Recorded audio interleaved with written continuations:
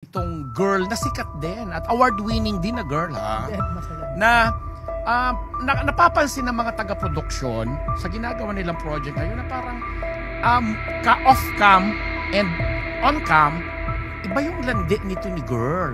Dumadating daw sa point na syempre magkasama nga sila na kahit wala dun sa role or dun sa dun sa dapat niyang gawing eksena, eksinahan daw niya ng may mga extra ginagawa siya doon sa actor na director din. Actor-director dito sa pinagsasamahan nilang proyekto. So ngayon, ito naman si actor-director na mas sikat dito kay actress, pero sikat din sa actress Then alam siya sa ginagawa niya kasi parang sobrang ini-internalize lang daw siguro yung papel. So may series sila together? Hindi ito series. May pinagsamahan silang movie project together na very soon mapapanood din natin. At ito yung pag-level up nitong actor na ito na nag-level up na ng pagiging producer kasi nag-direct na rin siya. Kasi siya yung director nitong project na ito. Tapos si actress na katambal niya rito, iba. Yung post na yan. Sino yung actress? Wait! Para may nakakaloka ka. So anyway. Hindi siya pinatulan ni Hindi, dead ma lang si actor. Dead ma lang si actor-director doon sa mga pinaggagawa sa kanya ni Nico. Kasi ang pinakamagandang clue ibibigay ko dito kay actress, katatapos, parang kay hiwalay lang niya doon sa kanyang kalaf. Galing ko nahula ako. Diba? Patingin nga. Ikaw lang makakita. Yan. Ay, oo. Diba? Kasi nga, ayoko sabihin yung title kasi nga parang masyado ng yun na nga, parang yung actress na guest na natin. Oo, diba? At napaka-controversial. Sikat din naman siya. Kaya lang, di hamak naman sikat siya. Naman! Oo, yan! Yun, yung pagka naman yan. Yun na yun. Ay, alam ko na. Alam mo na. Hindi ba type ni actor si actress? Wala tayong kinalaman sa type or what, pero parang dead pa lang siya. Dahil siyempre trabaho is trabaho. Pero at napupunan ng mga taga-production na nila. Bakit parang may extra movement, may mga extra gesture. Yun. Kasi wala yung maganda talaga. Yummy! Coming from me. Hello Kathleen fans! So ito na nga main items natin mga kasembreros.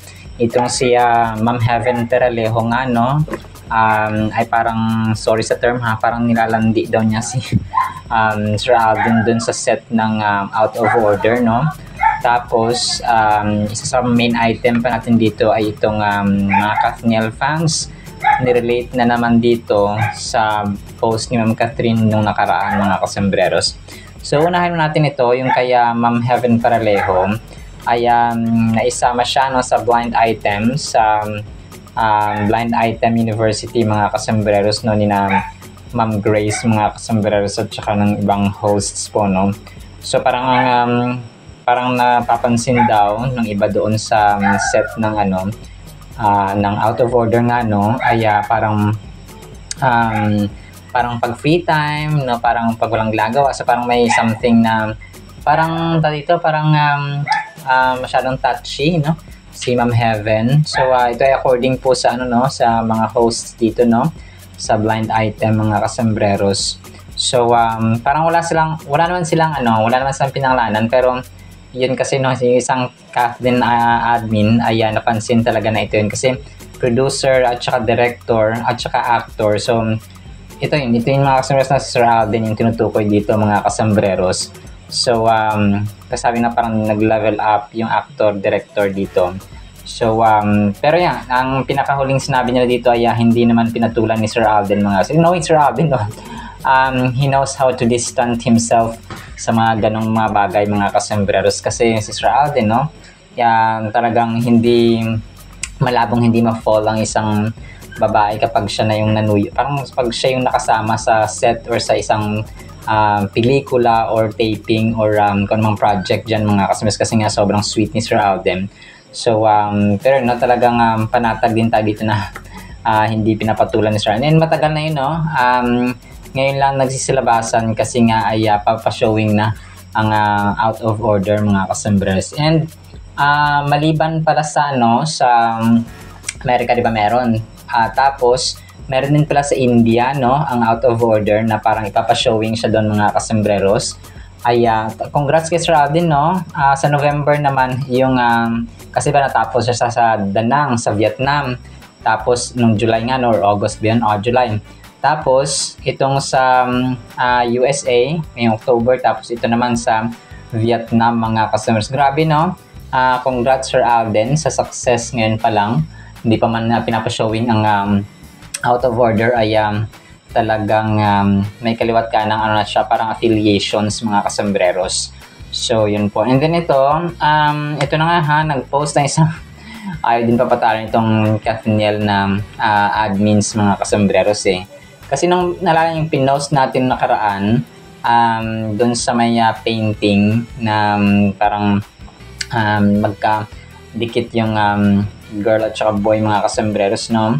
Pinangalanan nila na Kath and Daniel, mga kasambreros, no? Yung hindi pa rin mamatay mga kasambreros ang dito, ang mga Kathniel fans, mga kasambreros. Pero yun nga, no? Recently ay yung kay Ma'am Catherine, ay kay Ma'am Kyla Estrada at saka itong si Sir Daniel Padilla ay hayaan natin maging masaya, mga kasambreros. So huwag na nating hadlangan ang kanilang kaligayahan. Kasi we cannot dictate, no, yung kanilang mga puso't damdamin. And kung babalikan pa ni Ma'am Catherine si Daniel, ay siya lang din naman ang kawawa, mga kasambreros, no? Alam na natin ang istorya. So, yun. At the end of the day, ay buhay nila yun, mga kasambreros. Sina Ma'am Kyla at saka si Sir Daniel Padilla. So, hayaan na natin na masaya sila doon, mga kasambreros. So, ayun po, no. And then ito, another post ito ng Colgate, mga kasambreros, no. Then nga sa bagong endorsement ni Ma'am Catherine na Colgate Fresh, mga kasambreros, instant jolt of freshness. So, congrats kay Ma'am Catherine. So, kaliwat kanan, no, ang success ng Kath din, mga kasambreros, na kung saan ay talagang pinagpapala sila because pinagpapala sila ni Lord kasi mababait at saka by the grace na in favor ng Panginoon, mga kasambreros. So, yun po. And then ito, next item natin, natatawa ako dito, pinagtabi na nila yung picture ni Ma'am Catherine at saka ni Ma'am Kyla Estrada. So, edited lamang po ito, mga kasambreros. And may isa akong nakita doon na parang AI or Gemini app. Ang grabe na, parang iba foul na kunwari si Ma'am Catherine doon ay may kinis siya sa cheek na isang fan. Tapos yung fan na yun ay may itsura na lalaki, no? So parang out of parang totoo talaga, hindi ko na i-save kasi yung picture. So medyo delikado rin tong mga AI at saka Gemini editors nito, mga kasambreros na or apps. Kasi minsan baka pa sobra-sobra na sila sa boundary ba.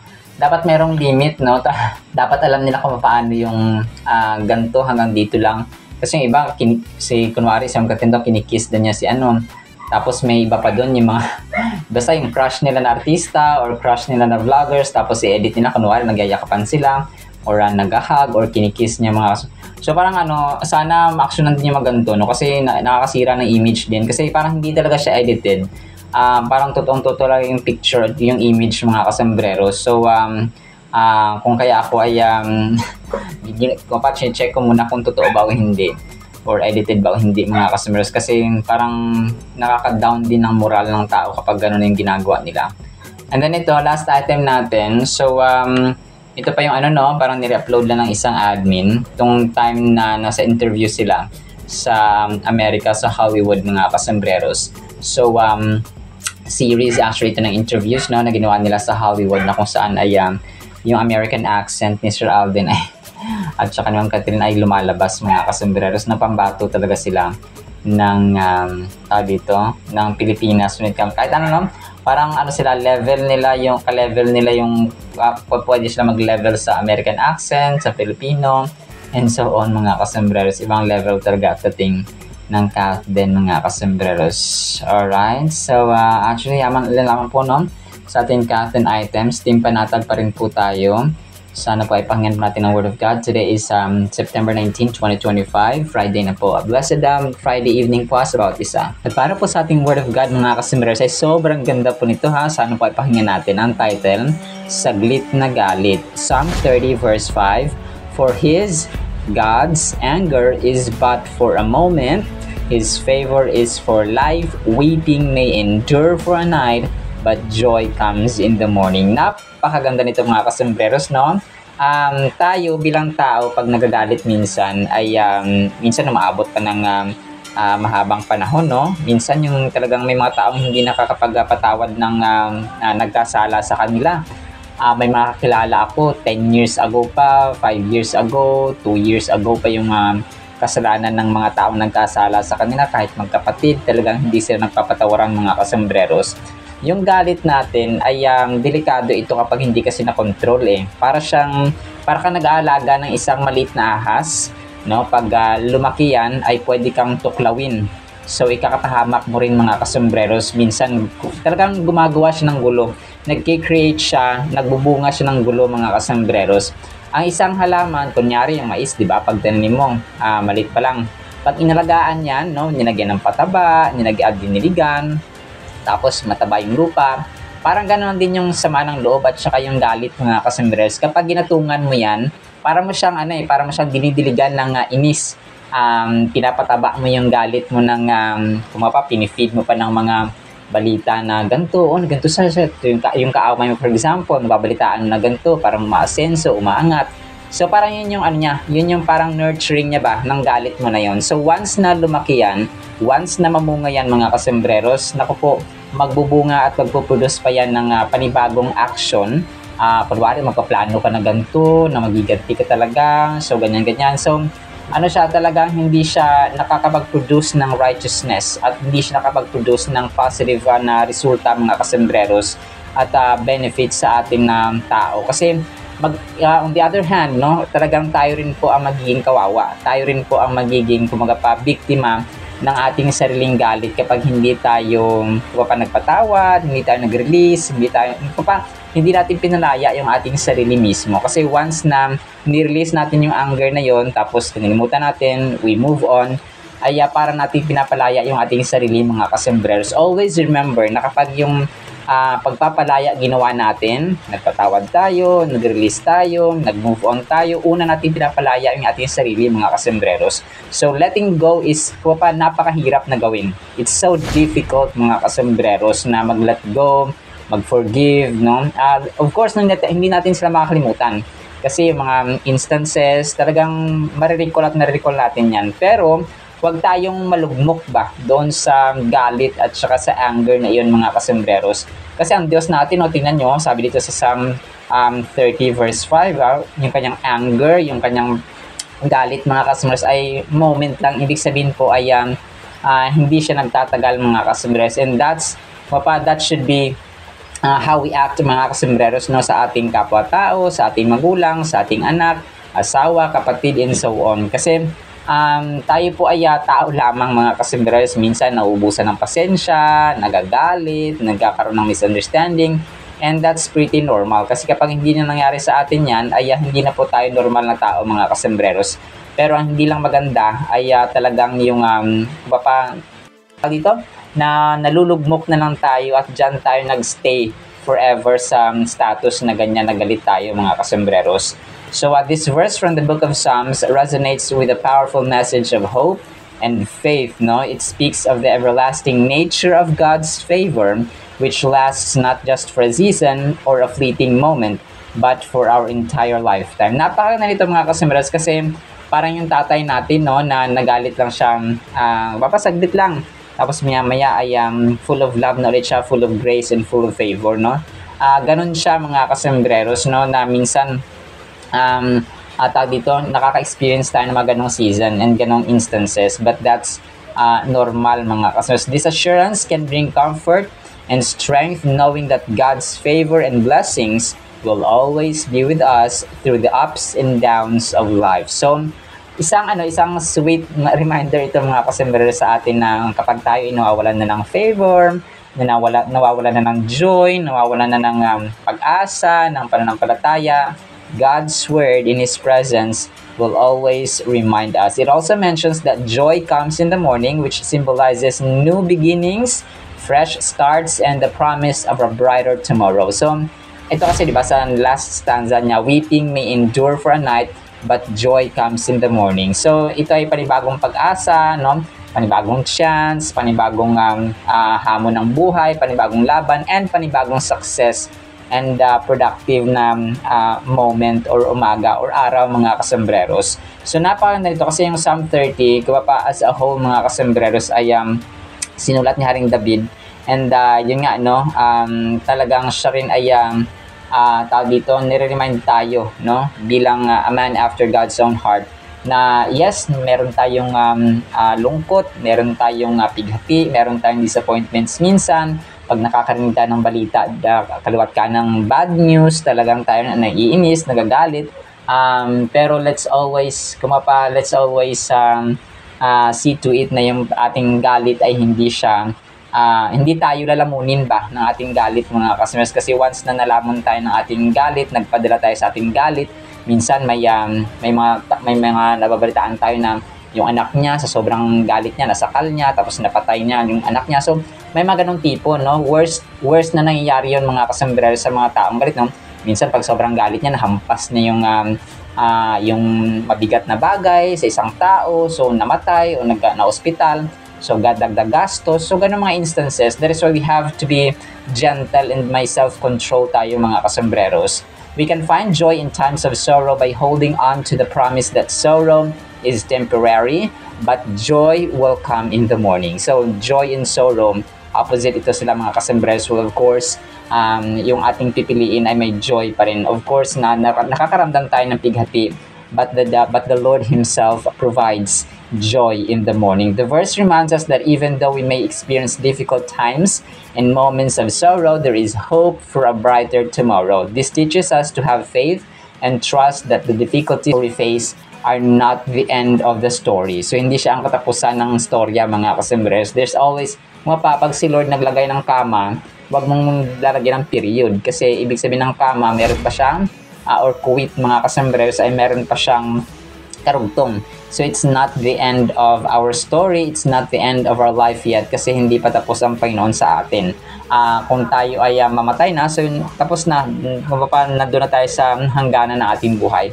But as long as we breathe, no, as long as we are living sa moment na ito ay may pag-asa at may joy na nag-aantay sa atin. Kasi ang Diyos din natin mismo, nagagalit man siya, but He provides joy still in the morning. Imagine your life it's like a challenging project at work or a hectic day with a family. So Psalm 30 verse 5 tells us that after the toughest moments, joy comes like the sunrise. Grabe no, ang ganda. It's like working late into the night and finally seeing your hard work pay off in the morning. So para kang nag-overtime no, ng trabaho tapos nakita mo malaki yung sahod mo. Pero malaki rin yung tax no. Joke lang po. So ganun siya mga kaswes no. Parang it pays off no, yung lahat ng ating pinaghirapan, yung lahat ng ating sorrow, yung grief, pero may faith and pananampalataya tayo, at saka may joy mga kaso, may self-control and gentleness, ay at the end of the day ay productive pa rin tayo at nagbibigay kaluhalatian sa ating Diyos mga kasembres, which in turn ay nagiging masaya at punong-puno ng purpose at pag-uunawaan, no? Care and concern sa ating loob ng tahanan. Napakaganda mga kasembres no, ng verse na ito. So let's hold on sa promise ng Panginoon so that yung anger natin, yung galit natin ay hindi manatili at hindi magdulot pa ng panibagong maling move, no? Wrong move mga customers at maling action sa ating buhay na nagdudulot naman ng trahedya at gulo mga kasembreros.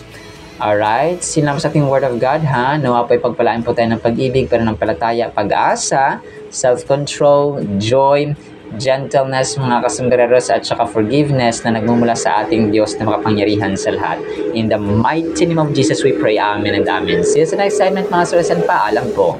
I love you.